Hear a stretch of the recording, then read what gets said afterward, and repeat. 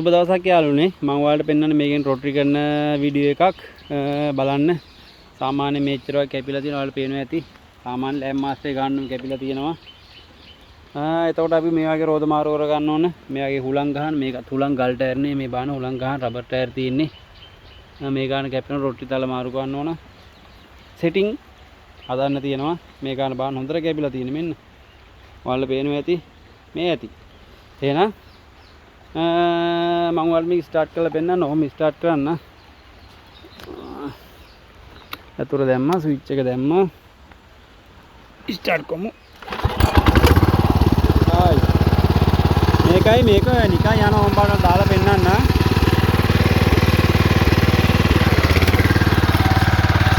එයා රොටරි කරන් තනිය යනවා.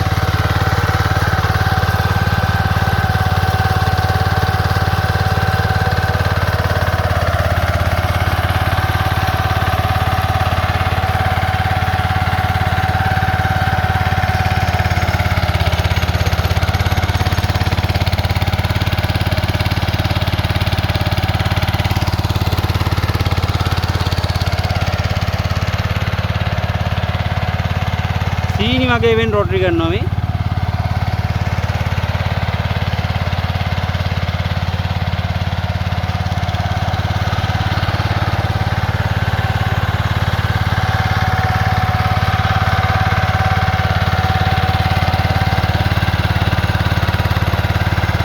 මේ පැත්ත ආවනේ යන්නේ මේ කැල්ලපුවා කැපෙන ඕන්න බලන්නද.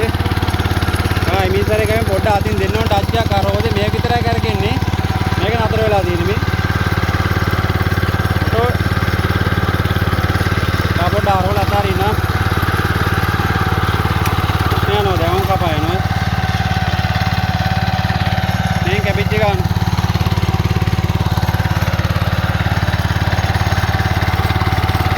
මේ ආන වගේ දෙන්නේ මෙහෙ තල දාලා තියෙන්නේ. මේකට එන තල හදාගන්නේ තල තියෙනවා අපට දාගන්න බැරි වුණා. සාමාන්‍ය මේටියට පැය භාගයක් ගියේ. තියෙනවා වර්ග අඩි 2700ක් වගේ. මම ඉලි පැත්තට හරව ගන්නවා. පොඩ්ඩ අඩි 700ක් දුන්නා නම් මේ අතර පොඩ්ඩක් ගැම්මක් දුන්න ඉක්මනට හැරෙනවා. එයා යන්න අරින්න පොඩ්ඩ අර වේ කැපිච්ච නිසා